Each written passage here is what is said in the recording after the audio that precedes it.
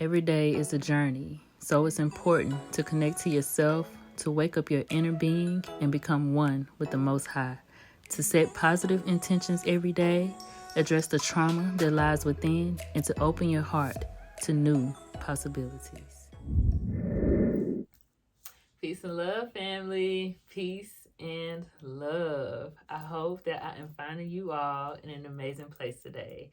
I hope that you're feeling bold. I hope that you're feeling beautiful. I hope that you're taking charge of your life. I hope that you're creating the things that you want and creating the reality that you want.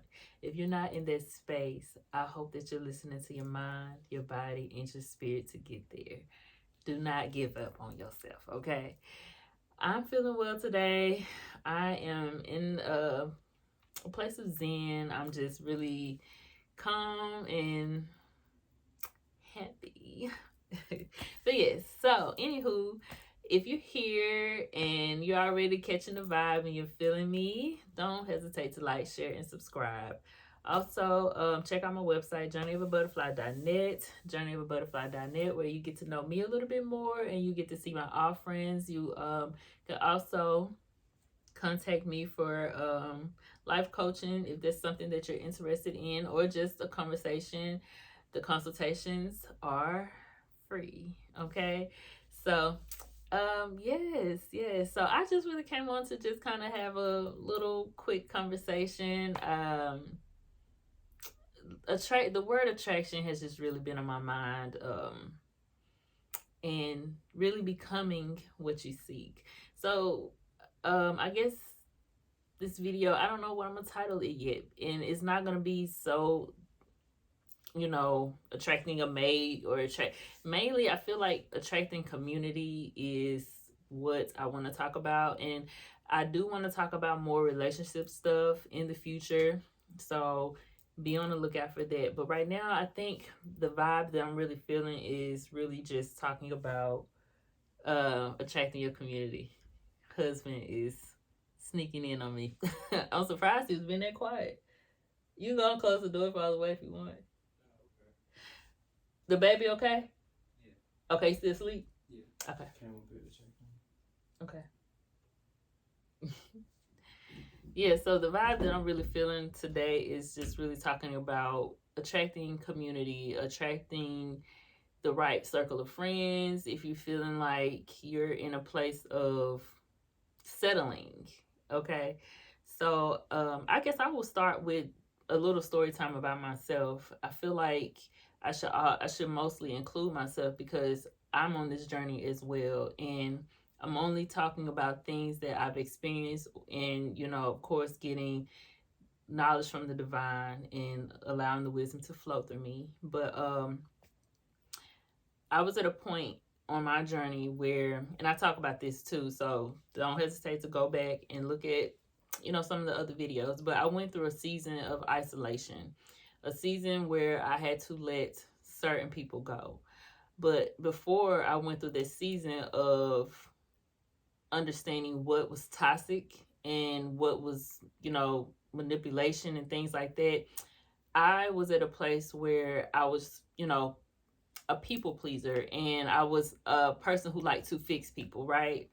I was that friend who would hang in there, even though things could be toxic for me. And I didn't know how to. I felt like if I let people go, or if I decided to leave a friendship, then that I would be doing that person wrong.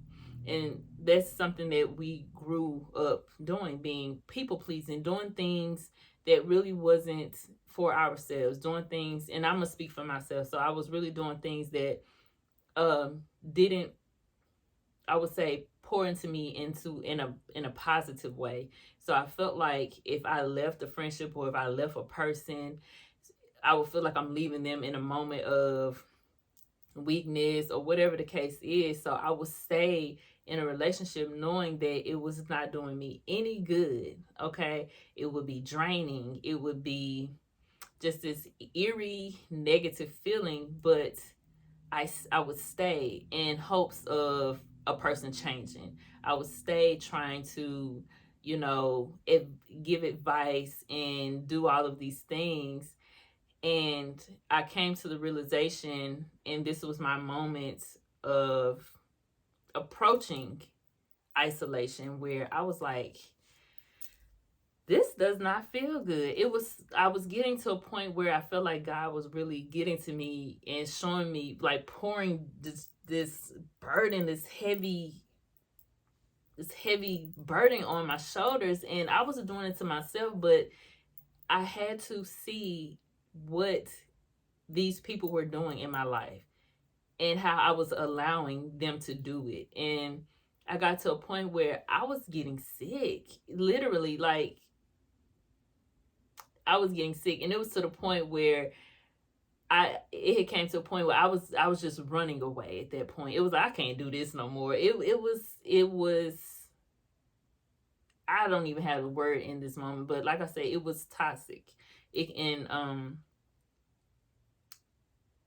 so I made a decision. I'm going to do what my body is telling me to do. I'm going to do what my spirit is telling me to do. And that's when I started to understand, it's, our spirit, our flesh, our ego, things of that nature. And I said to myself, God is guiding me right now on what to do. And so once I understood what I had to do, even though it was easy to just let go of a person, the process of grieving, the process of allowing yourself to grieve. And I feel like that's why a lot of people stay in relationships. They don't want to go through the grieving process. They don't want to go through the process where it is going to hurt, because of course that person or the group of people, whoever, family member, whatever, meant something to you, but you have to mean more to yourself. Okay. And sometimes separating will allow both parties to heal and deal with the situation, if that's what's required. And usually that is what's required of us. So I decided to listen to my spirit. And in this moment in my life, I decided to stop listening to people outside of myself. I stopped asking for advice on my issues from people who was not qualified to help me. Meaning, I stopped asking people who were hurt individuals to help me. You see what I'm saying? So I decided to listen to me. I decided to listen to the Spirit of God that was within me. I started to listen to my spirit. I started to do what made me feel good in the moment. And I suggest you do the same. Okay? Because your spirit is there for a reason. That inner voice is in you for a reason. God is upon you for a reason. And a lot of times we don't listen to that, because a lot of times God asks us to do things that makes us uncomfortable, knowing that being uncomfortable is required in order to grow. Okay. So I decided to do that. All right. I decided to release the bondage that was holding me back during that time. And I let go of people. And then I went through my season of isolation. And so during my season of isolation, you get this lonely feeling, right? Loneliness comes through. So I went through that. And during this time, like I said, I had to let go of things. And I also stopped asking for advice from other hurt individuals or people who was not certified or qualified to help me. I didn't have a mentor at this time on my healing journey, because I'm at that time doing something that I've never seen before. So I didn't have a group of people or a community guiding me through this journey that I'm on. I'm me and God, okay? Me and God. That's it. And I started talking to God, and I started saying, God, I ain't got no friends. I don't have anybody. I don't have anybody. And so God said, you don't need anybody right now. Because usually in that moment of time, we become distracted. And God knew if I had somebody during that time, I would be distracted. And I would probably not be as committed to myself in that moment as I needed to be. Because In your season of isolation, there is a goal. There is a goal. The goal is to heal. The goal is to tune in. The goal is to turn up the self-love on yourself. The goal is to focus on yourself, because when people, and for me, I love people. I love people, and a lot of times all doggone time I put people ahead of myself. Okay. And so in my season of isolation, I wasn't supposed to have anybody, okay? Because the type of person that I am, when there's a goal set in mind, I do it. So I knew that I didn't have anybody for a reason. But during that time, though, I was praying for a group of people or a person. And I'm not the type of person, I don't need a group of people, but I do want a good friend or two. Okay. I want a good friend or two. And so I was praying for God to send me somebody for me, send a friend, and I knew I would get that, because I then understood what God was doing in my life. And at this time, I'm communicating with God. I'm communicating with the Spirit of God within me. And, I understand when there's a redirection. I understand when God says not right now, because it's going to be something greater on the other end. And that requires patience. It requires faith. A lot of times I say in the past, people quit in the process, but you have to stick to it. And I was determined, because the things that I have endured in my life, I've learned that when I took a step back and I started to really just focus on myself, hiding in plain sight, allowing God to transform me, and allowing myself to do the work, I knew that it was something on the other end. It was something on the other side. And I knew peace was waiting for me. Okay. So going through that, I decided to, okay, God, I understand that I need this moment. But at the same time, I'm praying for, the right community, the right tribe, the right set of people to come into my life. Because like I said, I'm doing something that I never seen before. So I felt like even during that time, God would put certain things in front of me, certain videos to watch, or certain things to help me, grow through this process. And I would do it. Meditating wasn't easy at first, and it's never easy. And a lot of people just don't do it because it's not easy. But you have to stick to it. So I stuck to it, and meditation is a daily ritual for me, maybe twice a day. Okay, and I'm a walking prayer. I'm praying all the time. I'm communicating with God, my spirit, all the time. So even after that process, I grew love within myself, and this abundant amount of peace within, because I'm working through my issues. I'm working through trauma and all of these things. And, God started blessing me with people in my life. And that brings me to, you have to become what you want to attract. And that's within all relationships. You have to become what you want to attract. People saying, people talk about how they don't have the right friends in their life, or they can't find a man who's committed, or find a friend who isn't messy or petty. A lot of times you are what you seek, and you are what you attract. So if you have people in your circle or people around you that is not what not your cup of tea, you got to go look in the mirror. Basically. And a lot of times we have to do the self-work in order to attract. You know what? People like the person who I have become. I seek positivity. I bring positivity to wherever I'm going. So I really, let me tell you, being that I seek positivity, I am that, and I do that out of pure love. God ain't gonna put no messed up person in my path. Okay? So that brings me to, if you're approaching people, situations, anything that you're going to with negativity, that's what you're gonna seek. Because it's people out here who are doing the work, that are not being guided in your direction. You gonna see it. You gonna come across a person who is walking that path to be inspired by them. And if you're not inspired enough to want to do the work and want to change, then you will continue to go in the constant circle of negativity until you get to that place where, like, I'm ready to, address myself, address my issues, address the things that pains me. So I am not, creating more trauma bonds or creating more negative relationships that's not pouring into me in a positive way. Okay. So sometimes when you're out there, you have to see how you're pouring into yourself and how you're pouring into others.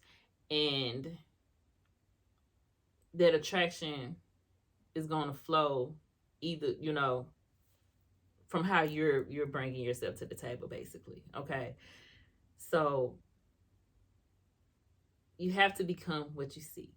You have to be the change that you want to see. Okay. So if you're looking for this king man to come into your life, are you on your queen shit? Basically, are you operating off of to the best of your ability? And it's work. It's constant work. As long as you're waking up every day, choosing yourself, choosing love, choosing positivity. Okay. It's all you need. And willing to do the work. Once you see something, when something comes on your spirit to handle, fix, you focus in and you hone in on that. Okay. And create positive environments for yourself, for your family, for your friends. And if they're not inspired by the route that you decided to take, then you have to make the conscious decision to distance yourself. And the distance can be temporary, okay? Because people who I've had to let go of in the process, I foresee us crossing paths again. If they went off to do their work, like I went off to do my work, it's a possibility that relationships aren't over forever, okay? Because if it's meant to be, it'll be. But you have to take charge of your life by creating the environments that you want. But creating those environments starts with you. A lot of times we give people too much control over our lives. We want other people to initiate things, but you have to be the one to initiate, because the people in your lives or your life may not be ready to change. So you have to make the decision to stay or to leave. You can no longer dictate your life off of somebody else's decisions. And like I said, the path that I decided to journey on is less traveled. Meaning you won't be around as many people. You won't come across many people that decided to do this. Not saying you don't show up nowhere, but you're just showing up a better version of yourself. Not saying that you can quit things that you enjoy doing. You're just doing it differently. You're doing it from a peaceful place. You're doing it from a positive place. And it's nothing that happens overnight. I still get challenged. I still have things.